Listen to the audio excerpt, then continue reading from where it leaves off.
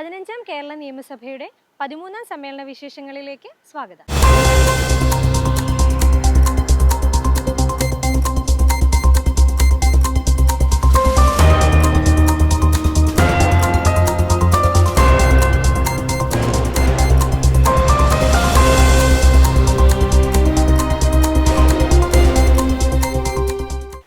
സമ്മേളനത്തിന്റെ 17ാം ദിവസമായ ഇന്ന് വിവിധ വിഷയങ്ങൾ സഭ പരിഗണിച്ചു. ചോദ്യോത്തരവേളയിൽ ചോദ്യങ്ങളുടെ പട്ടികയിലെ 6 ചോദ്യങ്ങൾക്ക് മന്ത്രിമാർ ഇന്ന് സഭയിൽ വാക്കാൽ മറുപടി നൽകി. വിഴിഞ്ഞം, കൊല്ലം, പുനലൂർ വളർച്ചാ ത്രികോണം, KSEBയുടെ സാമ്പത്തിക പ്രതിസന്ധി, സംസ്ഥാന ധനകാര്യ മാനേജ്മെന്റ്, റവന്യൂ കമ്മിയിലെ വർധനവ്, കേരള ബാങ്കിന്റെ നൂതന പദ്ധതികൾ, പൊതുമേഖലാ സ്ഥാപനങ്ങളുടെ സമഗ്ര വികസനം എന്നിവ സംബന്ധിച്ച അംഗങ്ങളുടെ ചോദ്യങ്ങൾക്കാണ് ബന്ധപ്പെട്ട മന്ത്രിമാർ ഇന്ന് മറുപടി പറഞ്ഞത്.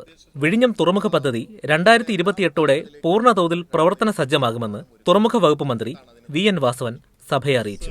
ഇത് സംബന്ധിച്ച പഠനങ്ങളും DPRും തയ്യാറാക്കി കേന്ദ്ര റെയിൽവേ മന്ത്രാലയം അംഗീകാരം നൽകി.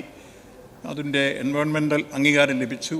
ഇപ്പോൾ അതിൻ്റെ ഭൂമി ഏറ്റെടുക്കൽ നടപടി നടന്നുകൊണ്ടിരിക്കുന്നു. 5.526 ഹെക്ടർ ഭൂമിയാണ് ഏറ്റെടുക്കുന്നത്. 1482 കോടി രൂപ ചെലവ് പ്രതീക്ഷിക്കുന്നു. 2028 പൂർത്തീകരിക്കും. പാലക്കാട് പറമ്പിക്കുളം ആദിവാസി മേഖലയിൽ വൈദ്യുതി എത്തിക്കുന്നത് മുൻഗണനാ അടിസ്ഥാനത്തിൽ പൂർത്തിയാക്കുമെന്ന് വൈദ്യുതി വകുപ്പ് മന്ത്രിക്ക് വേണ്ടി മന്ത്രി AK ശശീന്ദ്രൻ സഭയെ അറിയിച്ചു. ആദിവാസി കോളനികളിൽ വൈദ്യുതി എത്തിക്കുന്നതിനുള്ള ശ്രമങ്ങൾ മുൻഗണനാടിസ്ഥാനത്തിൽ തന്നെ പൂർത്തിയാക്കണമെന്നാണ് ഗവൺമെൻറ് ആഗ്രഹിക്കുന്നത്.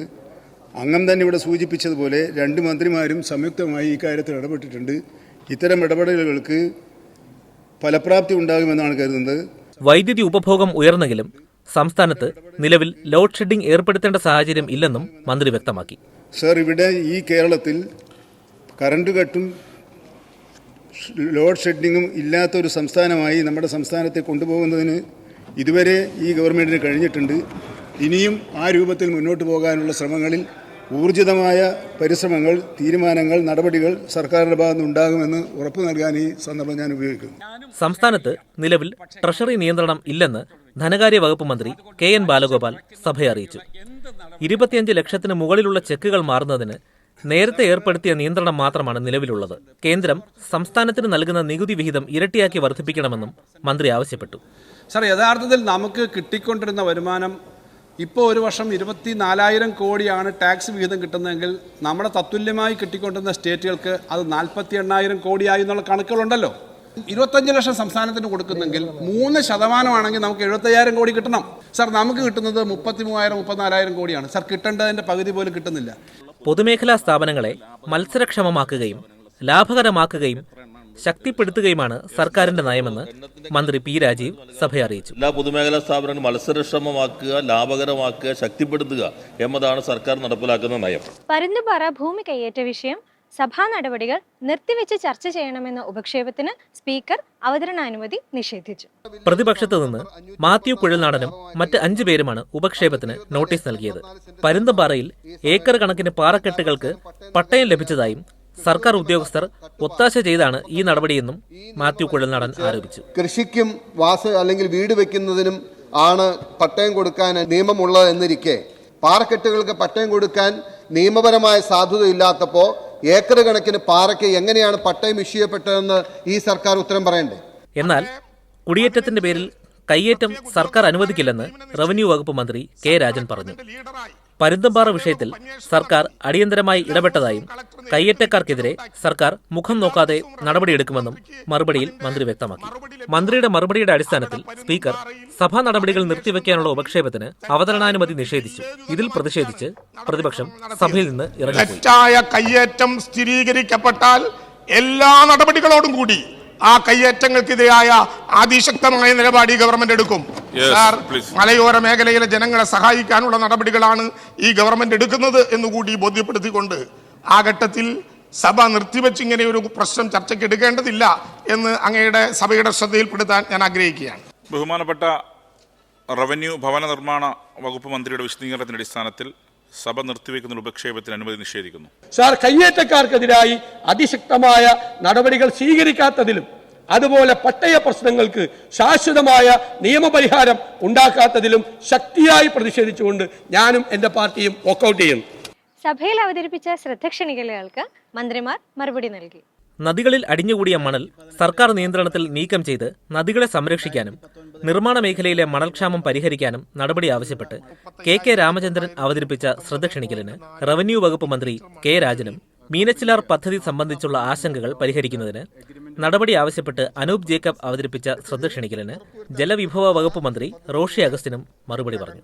എല്ലാ വകുപ്പുകളെയും കൂട്ടിച്ചേർത്തുകൊണ്ട് കൂട്ടായ ഒരു ആലോചന നടത്തുകയും അതനുസരിച്ച് മണൽവാരൽ തുടങ്ങിയാൽ റിവർ മോണിറ്ററിംഗ് ഫണ്ടിലേക്ക് വരുന്ന സംഖ്യ പൂർണ്ണമായും കേരളത്തിലെ പുഴകൾ ഉൾപ്പെടെയുള്ള ജലസേചന മാർഗങ്ങളുടെ തീരങ്ങൾ കെട്ടി സംരക്ഷിക്കുന്നതിനും അതിൻ്റെ ജീവൻ നിലനിർത്തുന്നതിനും വേണ്ടിയുള്ള ആവശ്യങ്ങൾക്ക് വിനിയോഗിക്കുകയും ചെയ്യണമെന്നാണ് സർക്കാരിൻ്റെ അഭിപ്രായം. മീനച്ചിൽ നദീജല പദ്ധതിയിലൂടെ വെള്ളം എത്തിച്ചു കൊടുക്കുക എന്നുള്ളത് ഗവൺമെൻറ്റിൻ്റെ നയപരമായ തീരുമാനമാണ്. എന്നാൽ അതോടൊപ്പം ഒരു തുള്ളി വെള്ളം ഇപ്പം കൊടുക്കുന്നതിനേക്കാൾ കുറവ് വരുത്തിക്കൊണ്ട് ആ മൂവാറ്റുപുഴയ്ക്കോ പർവ്വത്തിനോ ചേർത്തലയിലോ കുടിവെള്ളത്തിനോ ജലസേചനത്തിനോ ഉള്ള കാര്യങ്ങളില്ല എന്ന് ഉറപ്പുവരുത്തിയതിന് ശേഷമായിരിക്കും ഈ പദ്ധതിയുമായി മുന്നോട്ട് പോകുന്നതിനെക്കുറിച്ച് ആലോചിക്കുന്നത്. ഇന്ന് സഭയിൽ അവതരിപ്പിച്ച 10 സബ്മിഷനുകൾക്ക് മന്ത്രിമാർ മറുപടി നൽകി.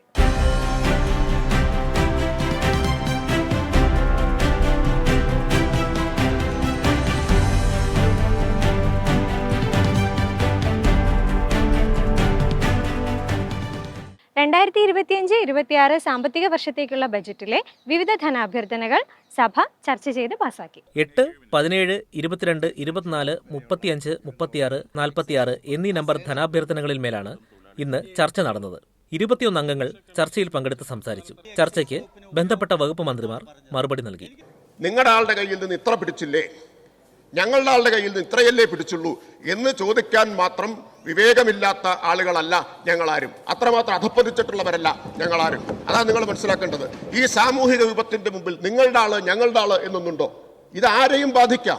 സാർ, 2014 ശേഷം ആദ്യമായിട്ട് പാഠ്യപദ്ധതി പരിഷ്കരണം നടപ്പിലാക്കിയിട്ടുണ്ട്. 2024-25 വർഷം മുതൽ പുതിയ പാഠപുസ്തകങ്ങൾ നൽകി തുടങ്ങിയിട്ടുണ്ട്.